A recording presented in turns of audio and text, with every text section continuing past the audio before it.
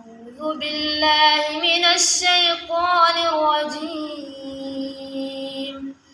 بسم الله الرحمن الرحيم. يا أيها الذين آمنوا استعينوا بالصبر والصلاة إن الله مع الصابرين.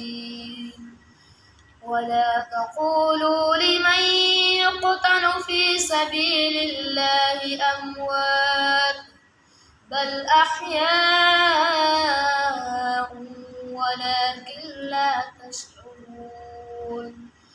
ولنبلونكم بشيء من الخوف والجوع ونقص من الأموال والأنفس والثمرات وبشر الصابرين الذين إذا أصابتهم مصيبة قالوا إنا لله وإنا إليه راجعون.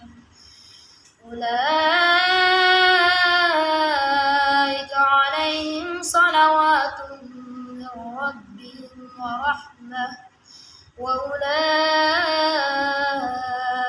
هم المهتدون.